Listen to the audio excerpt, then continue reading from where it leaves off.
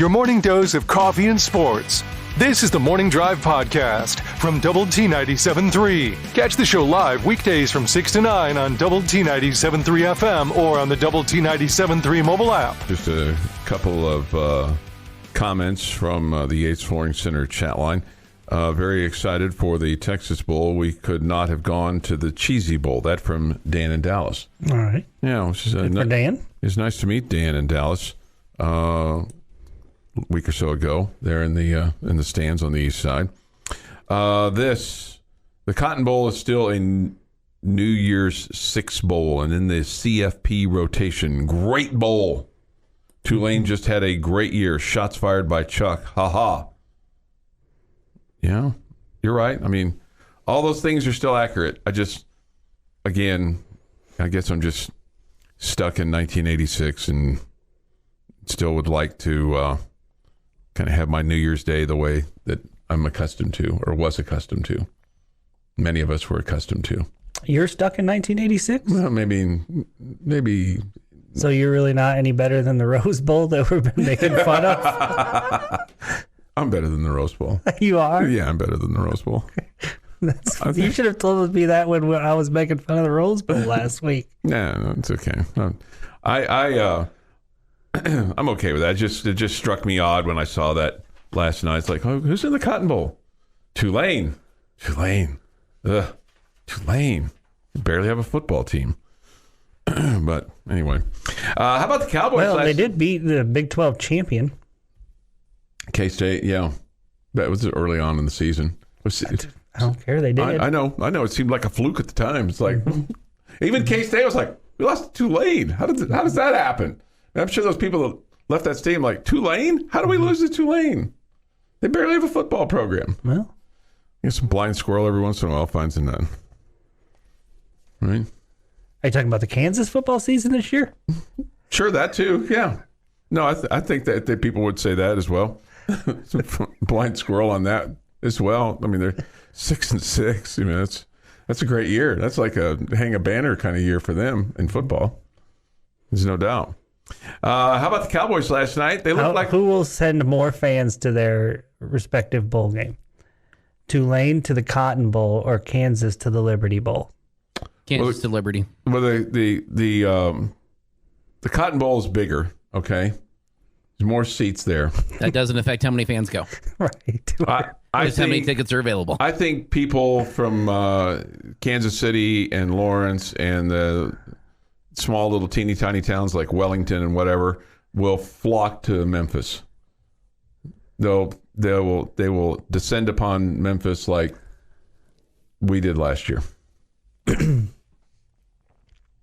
think it'll be a full house between the suey pigs. But of those Arkansas. folks don't go to the Kansas home games? No, they did. They did this year. Okay. They did this year. Yeah. But that's fair. No, that's extremely fair. They won't drive the 40 minutes from Kansas City to go to Lawrence for a football game, but by God, they'll get on planes and trains and automobiles and go to Memphis. Right. So they're front runners. Absolutely.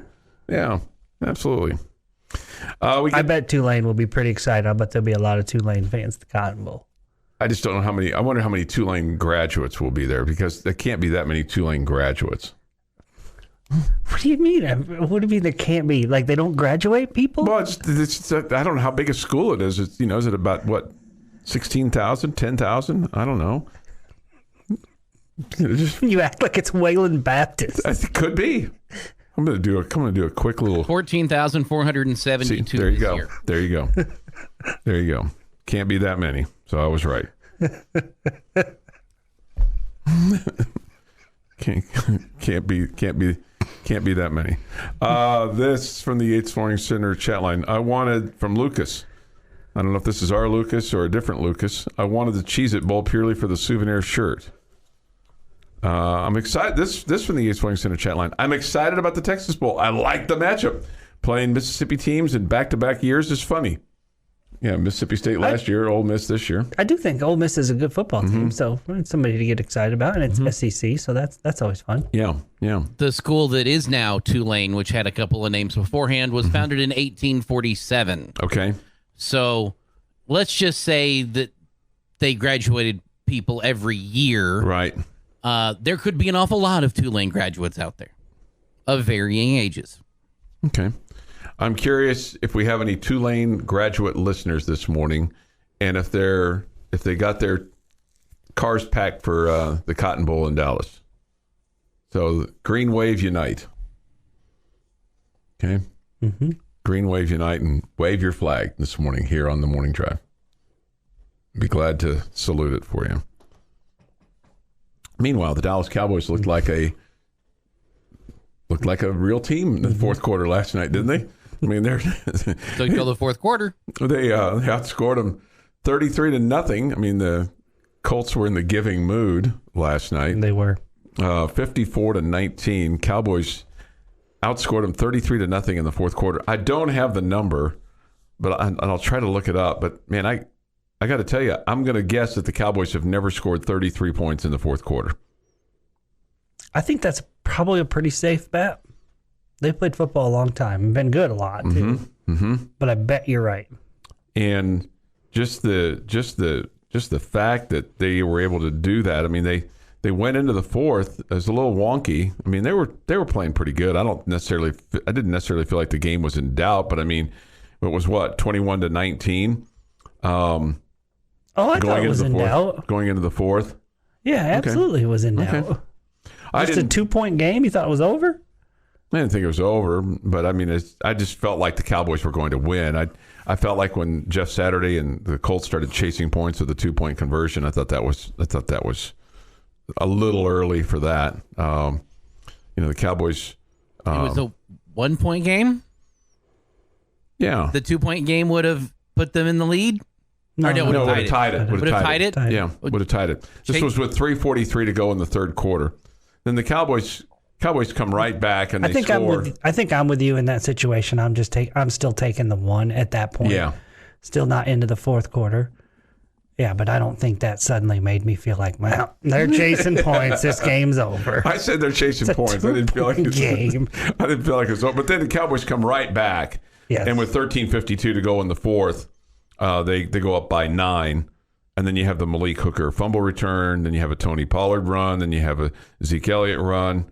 So, I mean, it was, curtains pretty quickly in the fourth quarter for the old Bolts.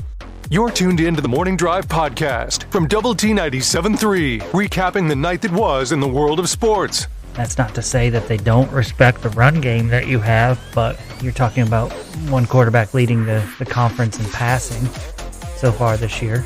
And remember, he didn't start the first game. All right. Still played a lot, though. And also bringing some humor to your day. I just don't want to disappoint you.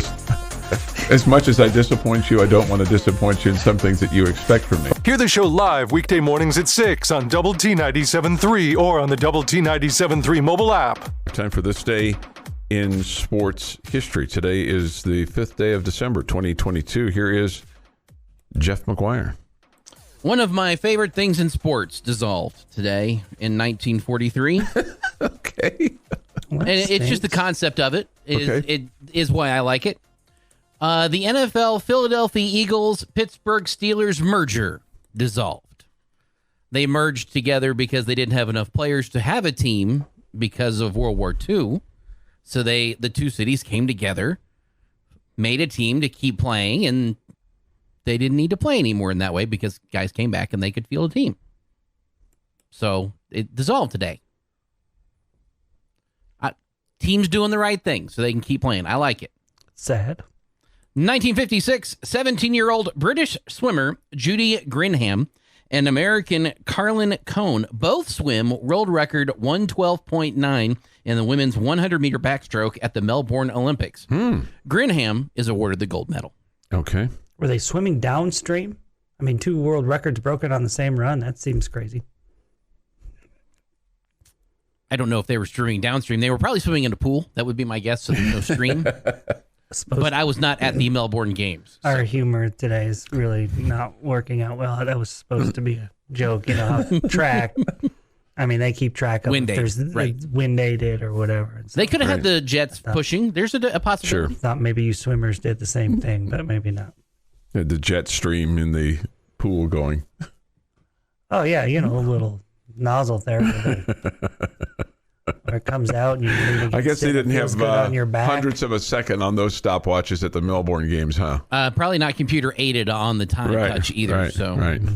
1970, LA Rams Willie Easton sets an NFL record of 247 yards rushing. 3 years later, Chicago Cubs Ron Santo becomes the first baseball player to invoke the 10-5 rule and veto his trade with the California Angels.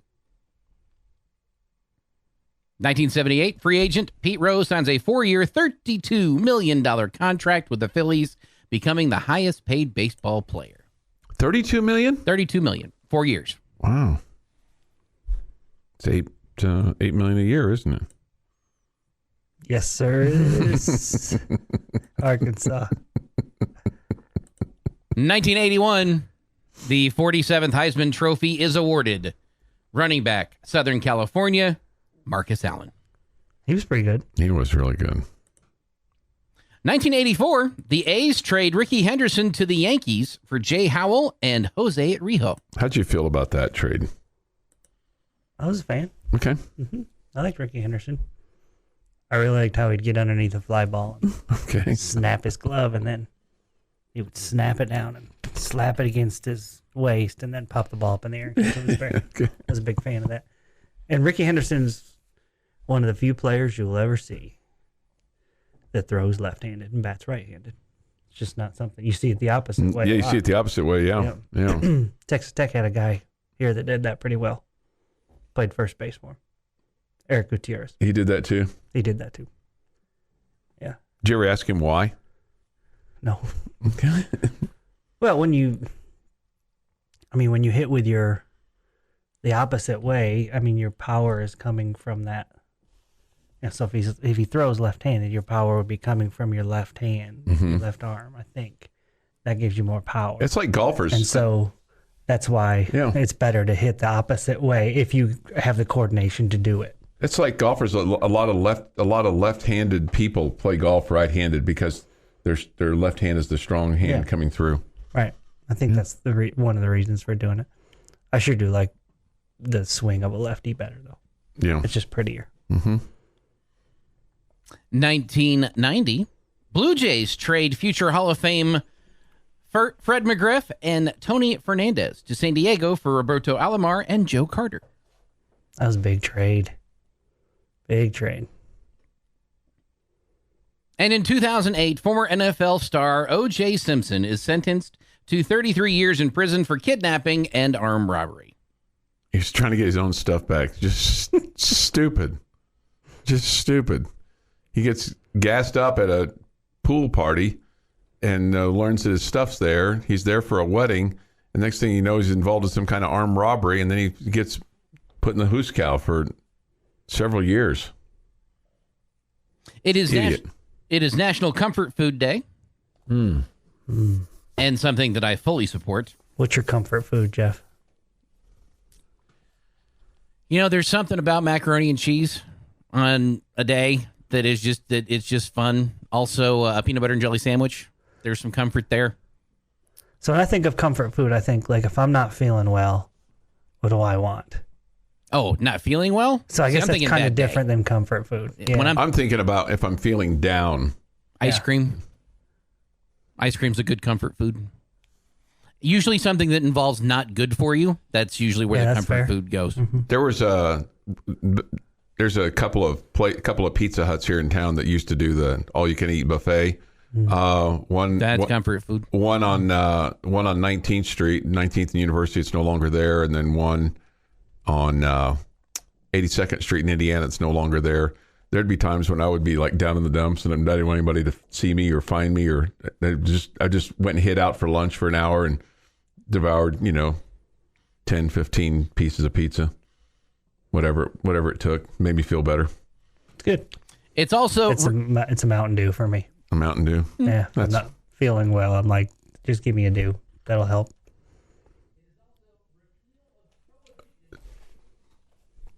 It's also Repeal of Prohibition Day. Okay. So go have a nice Carrie Nation got her way, I guess, huh? Yeah. Happy birthday, former Red Raider basketball player Corey Carr is 47. Oh, yeah. Christian Yelich, 31. Justin Smoke, 36. Notre Dame women's basketball coach Muffet McGraw is 66. Muffet? Muffet. I think she's retired now. Did she sit on a tuffet? Quite possibly, but she's got several national championships, so she can sit where she wants. And Jim Tressel is 70. On this day in 1945, 5 U.S. Avenger torpedo bombers comprising Flight 19 take off from Fort Lauderdale Naval Air Station in Florida on a routine 3-hour training mission. After completing their objective, Flight 19 was scheduled to take them due east for an additional 67 miles, then turn north for 73, back to the air station after that, totaling 120 miles. If you know where this area is, that's the Bermuda Triangle, folks. Ooh. And they were never seen again. Oh, ouch. And that is this day in sports history. All right, we will march forward. Lots to get into today that we have not discussed, but we'll get there eventually.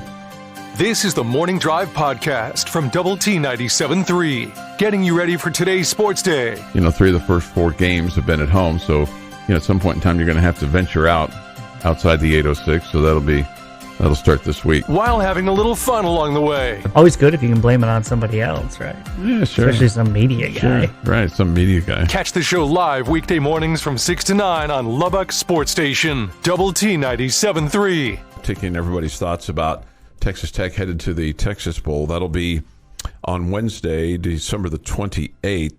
Red Raiders will face Ole Miss in this one. Red Raiders coming off of a 7-5 season and coming off of 3 straight wins to end the year. Everybody feeling really, really good about things.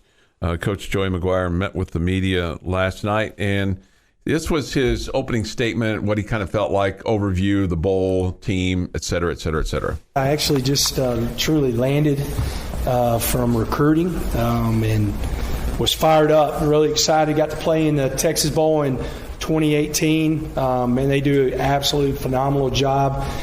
So excited to play in that bowl. They treat the players right. It's a great atmosphere.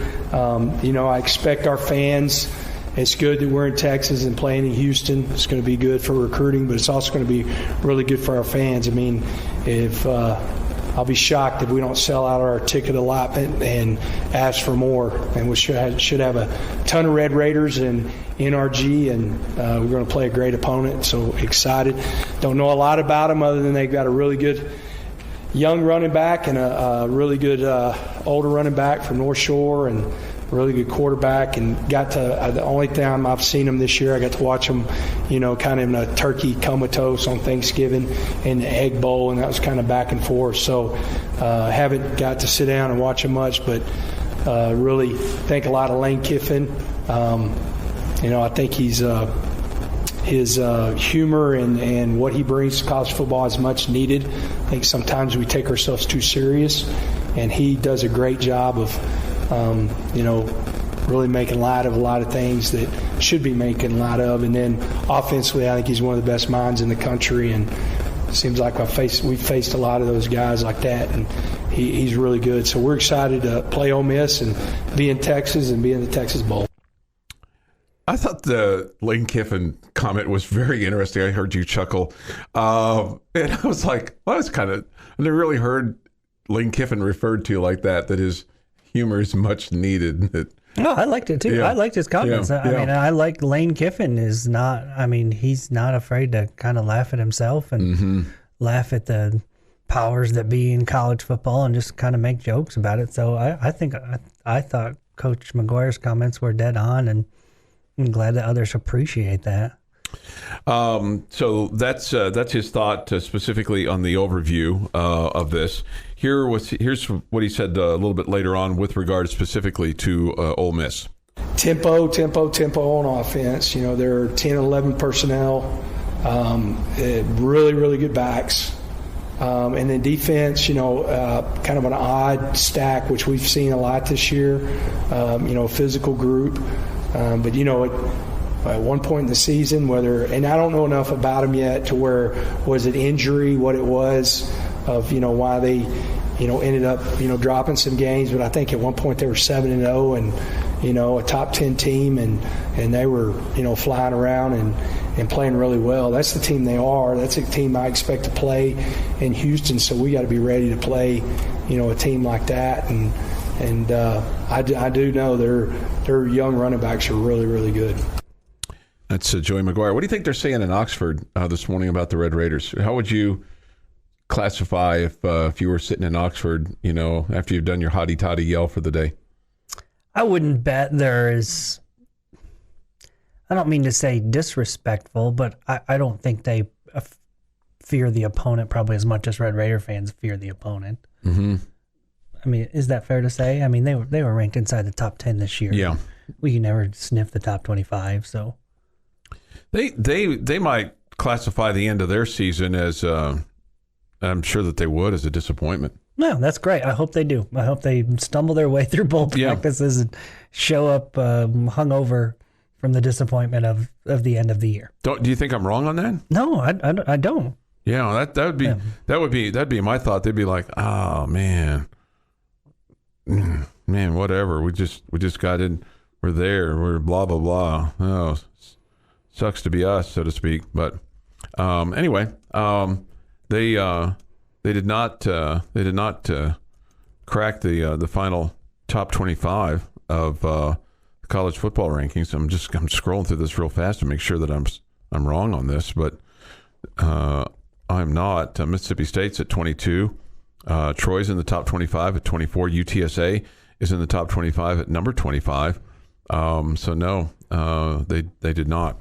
All right, so that's a couple of comments that Joey McGuire made. He did say, Jamie, that Tyler Shuck would be the starting quarterback, and said that he did say that Tyler Shuck has a decision to make, and then said probably at the start of this year, before the injury, that he would have felt that Tyler Shuck would have come out and been into the draft. So we'll see kind of how this is going to be. He said that Baron Morton is still not 100%. He cited Shuck being the starting quarterback as the way that he played since he's come back, and the fact that Baron Morton's still not 100%. He did not, nor was he asked about Donovan Smith. So he didn't say we're going to have packages for Donovan. That really wasn't the setting for that last night. He just made it clear that Tyler was going to be the starting quarterback and that Baron Morton was still not 100%. Yeah, I don't think that surprises anybody, right? Or maybe not the Baron part, but I mean that Tyler's the starter. No, I'm not surprised that Tyler's the starter. I just don't. It just kind of. I guess it surprised me a little bit that Baron's not 100%, but I don't know the severity of that ankle. He did say that he practiced last week, threw the ball, but wasn't running around like you would normally expect to get ready for a game. Mm-hmm. The other thing that he said, and I thought this was pretty interesting, is that SaRodorick Thompson is ready to go, that all he had from the Oklahoma game was a bone bruise that he ran and lifted last week, and if there had been a game, he'd have played. Okay. So I guess I didn't realize that injury was that to the point where they were wondering about it. Mm-hmm. But that's what he said about SaRodorick. So other than that, there wasn't any other kind of player notes. He did talk about the transfer portal a little bit. He thinks it's a good opportunity for players. He's discussed ad nauseum about his philosophy of taking Texas players who want to come back, of him wanting to build his team through high school and develop, but they would take the occasional transfer portal player. He did throw out a number. He said it's a scary number for players that go into the transfer portal, and I don't know if this is the actual number, but he said there were like 19,000 players that entered the portal and like 7,000 that transferred. He said, so there was a lot of players, and he just said this, that basically threw away their job by going into the transfer portal. That's fun. Now, if that's an accurate note, because that's 12,000 players that basically didn't have a spot to go.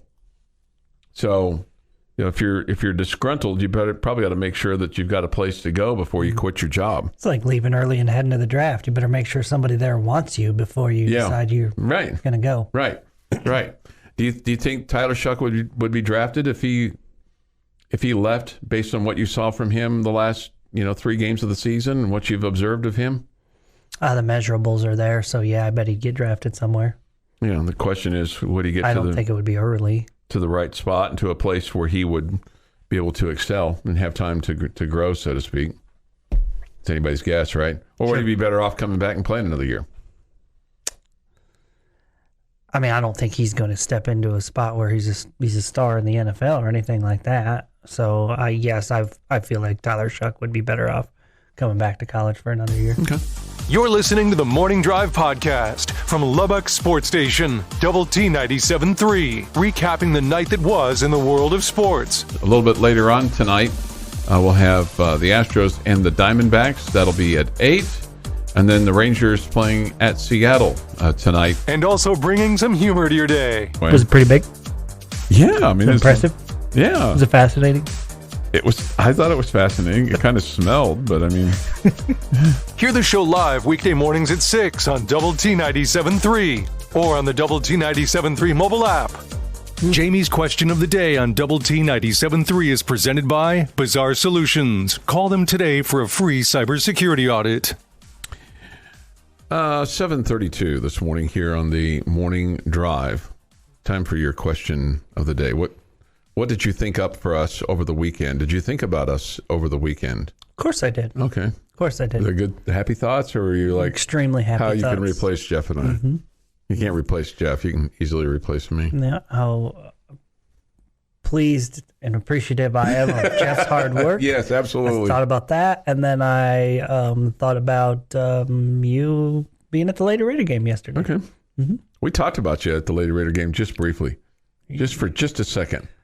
Just a second. Not in the broadcast, right? The phrase "every time" came up. Oh. I said our baseball friend Jamie Lent, Yeah. just like as our baseball friend Jamie Lent would say, every time. Nice. Okay. Nice. Yeah. Mm-hmm. You owe me $5. Okay. Royalty fee. Yes, sir. Yes. Okay, so my question for you today involves Big 12 bowl games. Okay.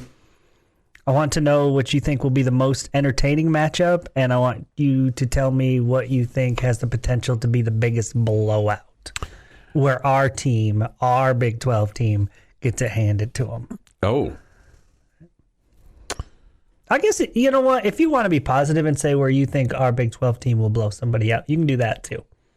Okay. I think it's funny that Baylor has to play at TCU's place for the Armed Forces Bowl against Air Force. I think that's funny. I'd be really curious to see which team wants to be there between Oklahoma State and Wisconsin at the Guaranteed Rate Bowl in Phoenix. That to me has the potential of the most boring. Yeah. Because it just that's a decent question. Although maybe the Wisconsin guys are excited that they finished their season a little bit better than expected. Their quarterback's so excited that he went into the transfer portal about Luke Fickell. He's super excited. He's super excited. Yep. I think the KU Arkansas game has a chance to be entertaining, although I can certainly see that the Arkansas group wanting to really put it on the Jayhawks for so many different reasons. I mean, there's just the proximity between the two schools. You got the redneck hillbillies versus the snobs. I think that the Woo Pig Suey will really get annoying to the KU people, and they'll get drawn off sides. So I think that has an interesting matchup there at the Liberty Bowl. I think Florida State's going to boat race Oklahoma. So I'm gonna say that Florida State is going to boat race Oklahoma, and then the second game that I think could really have a not very top 10 matchup look. It just depends on how interested Alabama is in being there. Is in the Sugar Bowl that Alabama could really put it on the Wildcats. Jeff?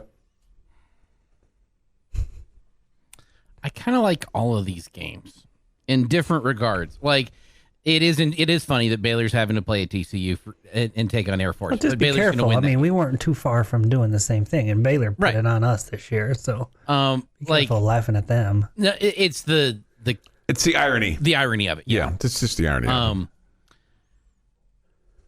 Oklahoma State, Wisconsin, very much. Who wants to be there? I don't know that either of those team wants to be. That so many questions about that game, but I also think that if neither of them wants to be there, it could be an entertaining game. If both of them want to be there, it could be an entertaining game. Kansas is going to be as excited about any bowl game they're in. No doubt. I don't know how Arkansas feels about playing Kansas, but Liberty Bowl's nothing to sneeze at. I like Tech and Ole Miss. I think it could be a great game. Oklahoma's kind of a circle. I think Florida State's going to beat Oklahoma by a lot. I guess that's the upset. But I could also see that going the other way, too. If Oklahoma is as explosive as they have been at times during the year in the middle of games, if they can put it together for the bowl game. Washington, Texas feels like a close matchup.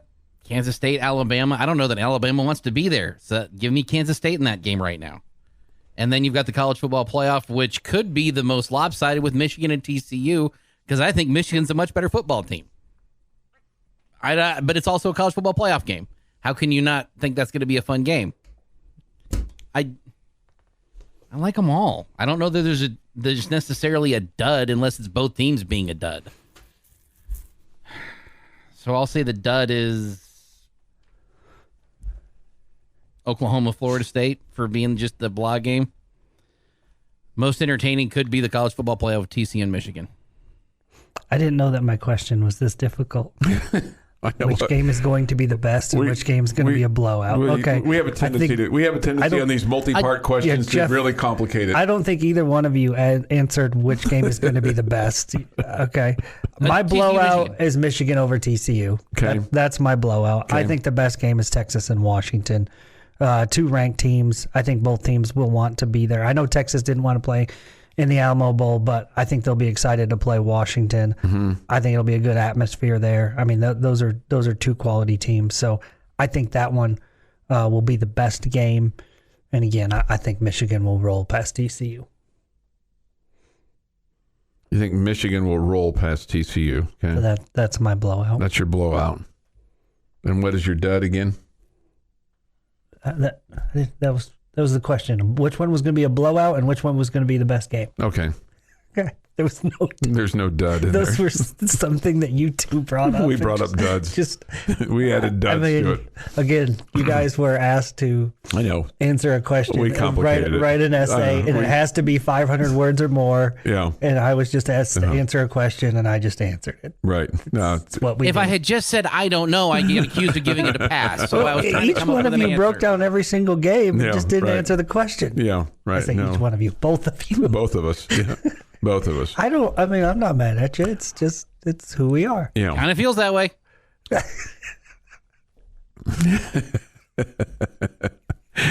I'm chuckling, Jeff. Yeah. Our differences are what I won't say that it makes us work because I don't really know that this works, but I'll just say this. I'm bummed because I've always wanted to go to the Liberty Bowl, and we were all set to go to the Liberty Bowl last year, and I tested positive for the COVID, and that blew us out. And this year, my schedule just doesn't work to go to the Liberty Bowl. And if I had my choice of going to a bowl game, I would go to. I would go to the Texas Bowl over the Liberty Bowl this year. Because part of going to a bowl game is all the pomp and circumstance ahead of it. You got to have your fun at the bowl game before the bowl game in case your team loses. And I think it'll be a hell of a lot of fun to be in Houston. Getting your sports day started the right way. This is the Morning Drive Podcast from Double T 97.3, breaking down the biggest games. If Texas Tech does not win the Big 12 football conference, who are you rooting for to win the conference if Tech does not win it this year? Well, busting some chops along the way.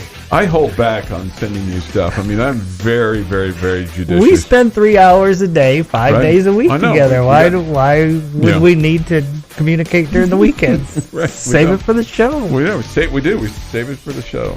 Tune into the Morning Drive live weekdays from 6 to 9 on Lubbock Sports Station, Double T 97.3.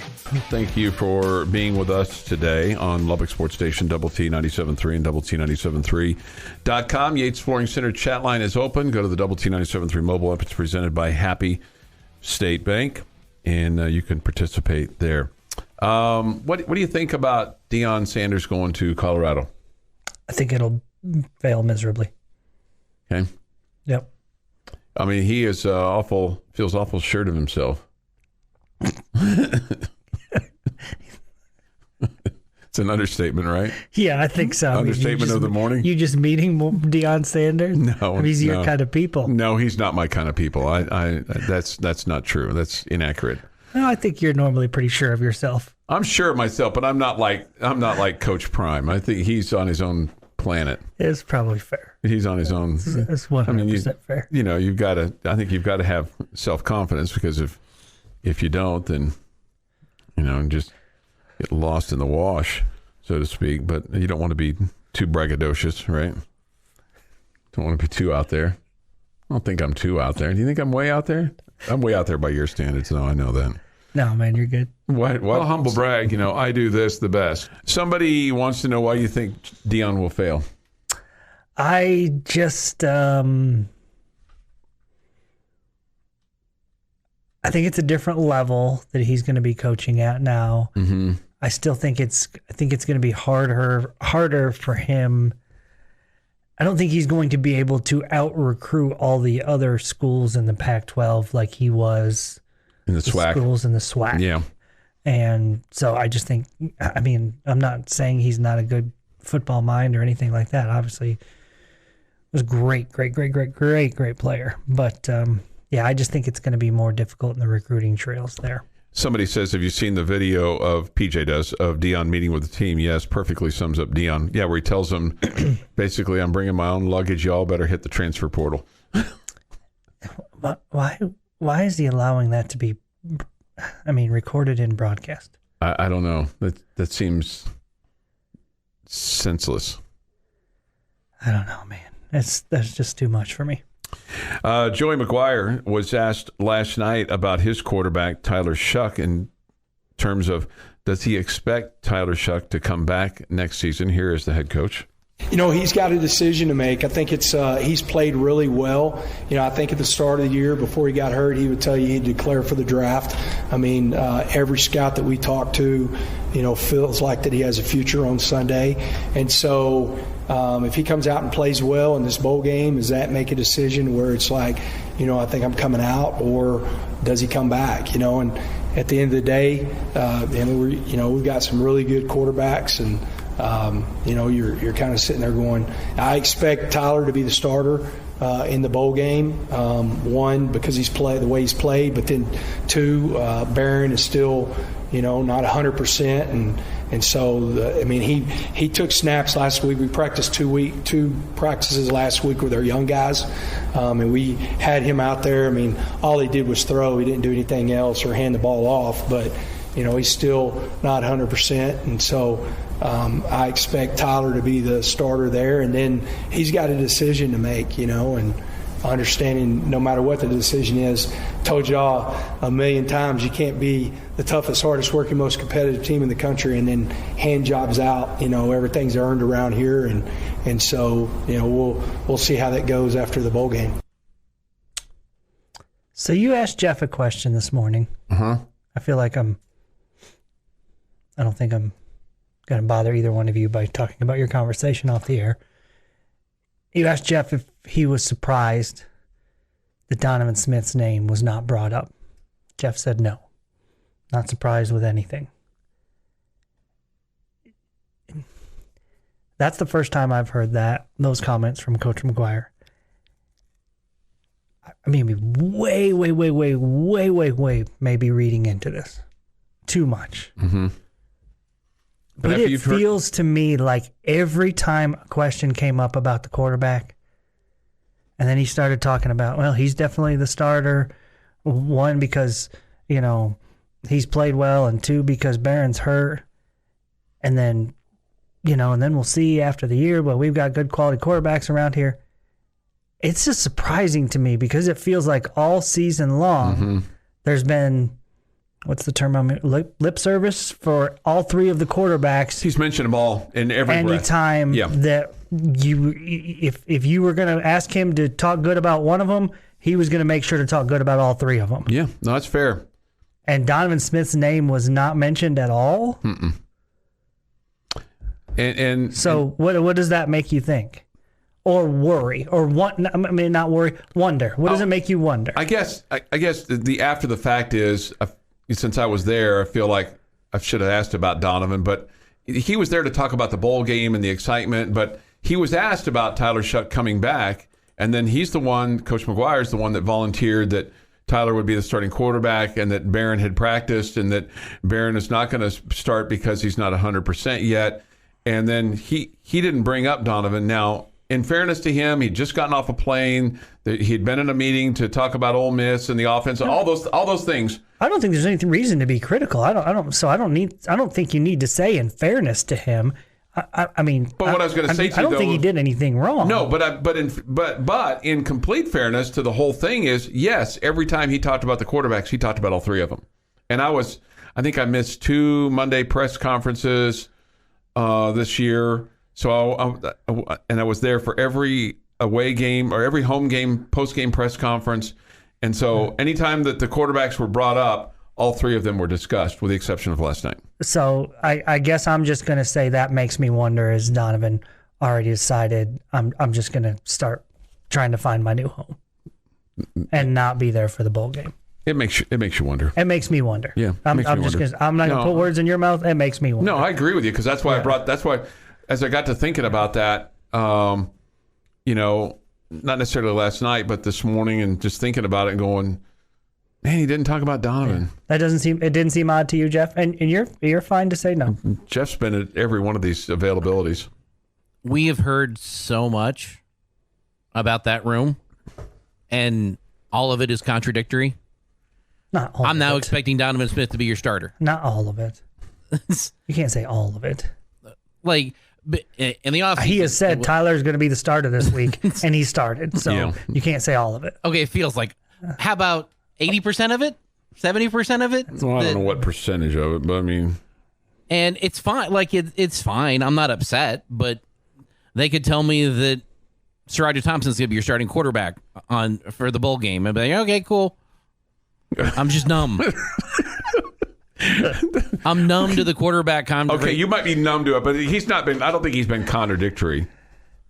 I don't think you can use that word. All three guys are battling for the quarterback position. Oh, Tyler Shuck was head and shoulders above everybody. Oh, that's well, now we're going to now we got Brandon. It's like we've heard it all. Oh, we heard plenty that was contradictory. I'm not arguing with that. That's fair. Okay. That's a fair statement. Okay, that's fair. I don't know. I think it. You think there's something there? I don't know. It makes me wonder. I'm just going to say that. Okay. And this may be one of those times where we're totally like out of bounds, trying to look for too much, and that would also not shock me. But it's just surprising that he has always mentioned all three. Yeah. Always mentioned all three, and that he didn't mention him at all. He did not. He didn't say, I mean, every other game is, and we'll have packages where Donovan will see plenty. What did he say the last time? Last time we heard from him after the game, we're going to see Donovan Smith all over the field, right? All over the field. Yeah. No, every place but defense, basically. And then we may still. And then that may be the case, but we may that's still. Surprising that he didn't get mentioned. Yeah. I don't think it means that he doesn't like Donovan anymore, that he doesn't want to play Donovan, or he thinks Donovan's terrible. I don't think that. I wonder if it means Donovan has said, hey, I'm not going to play. I'm going to start trying to find my new home. I think that's a fair question. Yeah. You've been listening to the Morning Drive podcast from Double T 97.3. For more from Lubbock Sports Station, go to doublet973.com.